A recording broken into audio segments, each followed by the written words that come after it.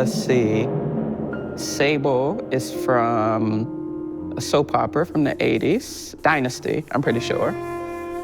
My mother got sort of obsessed with that name, but she wanted to name me Elyse. Her and my dad were sort of doing this back and forth thing about the order. He would say he won. My mom would probably say the opposite, but it ended up being Sable Elyse Smith.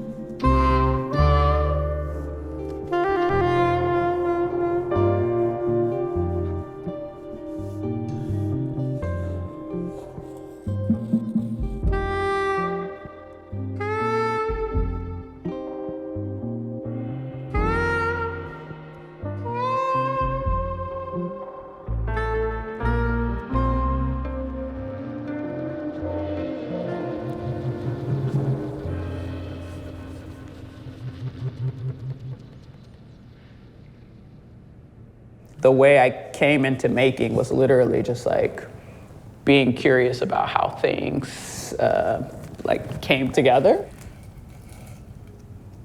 When I was really young, I used to get the toolbox and take everything apart and then just put it back together.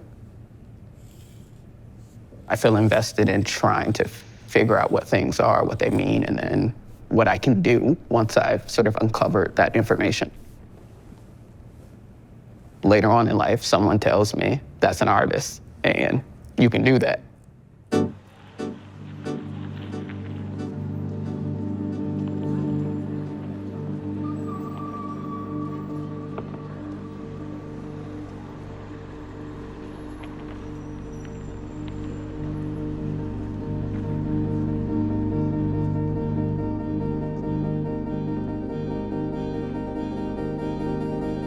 I stumbled upon this coloring book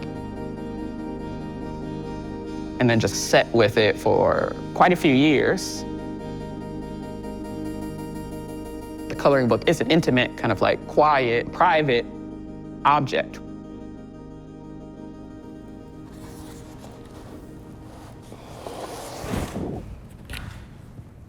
The kind of through line was that children would have to do these activities reimagining themselves, interacting with the judicial system.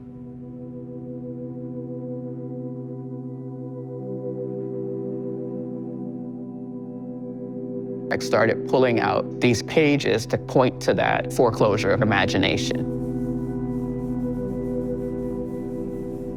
The oil sticks, they have like such a range of translucency. And so like with this color in particular, I like to almost tint the paper. And since the paper is like super fibrous and porous, then I'm like desaturating the color and trying to like kind of tint the paper, and then we'll go back on top of that with all these other kind of marks and things. I was interested in just like, who is the subject that uses this and what is this? Look at this.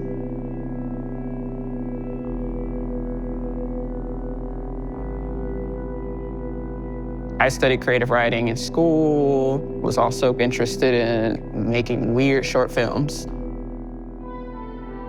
I do feel more like a writer than an artist, if there is some kind of distinction. I approach these things through the writing sensibility, or thinking about juxtaposition through language, or thinking about rhythm. I guess elements that sort of do relate to other kinds of mediums.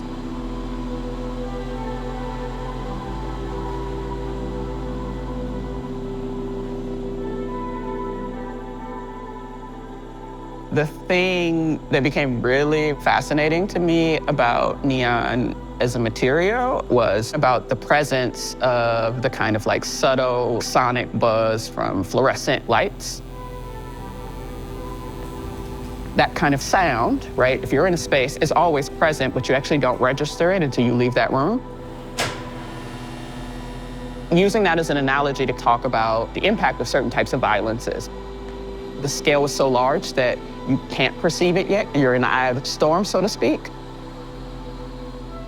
If the text is a paragraph, you have to stop and kind of stare at this thing to read it, and that in the slowness, the light actually becomes oppressive. Reading it literally hurts. Like, it hurts your eyes. And then when you leave, you're in another kind of daze. And I think that actually is the work.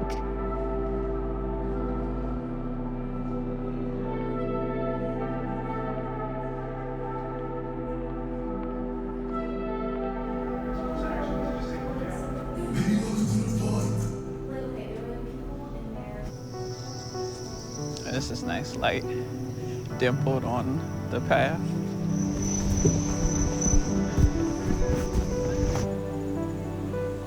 My work is not necessarily me, but it is things that I sort of think about, and, you know, I can't separate the two. Especially sort of early in my practice, the language around my work, the kind of one-to-one through line is like, okay, father in prison, art about prison, therefore, this is Sable.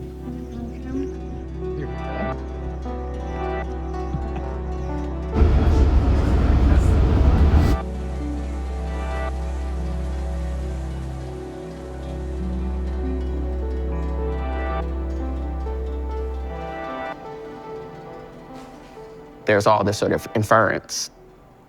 This is her identity, this is her experience. We're getting a glimpse into someone's autobiography.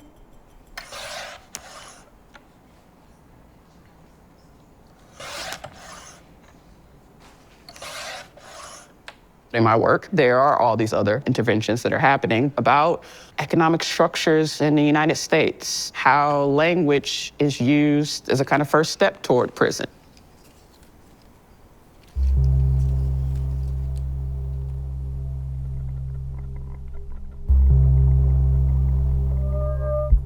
Thinking through these kind of assumptions, I think that is really important to me. Sometimes, in order to empower people to look closer, something else needs to happen.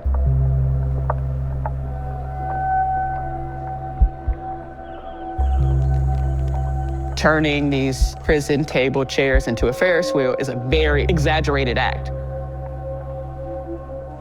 The sort of mass-produced object that populates prison spaces and needs people to exist inside those spaces to fulfill its monetary use value. You could sit in it and you're like, of course, like there's nothing wrong with this. But there is something insidious about its existence. It also is a site where family members sit there for however many hours the visit sort of lasts, right? Which is about real, individual, intimate kind of interactions. And that information is also important.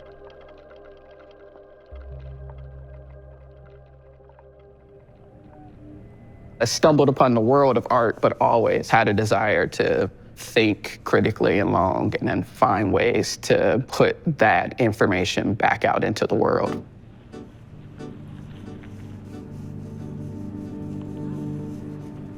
My impulse to make and turn things over and use materials, images, like whatever, to kind of process the world and communicate. I can't separate that from my own personal identity and just like my impulses to exist and be and breathe.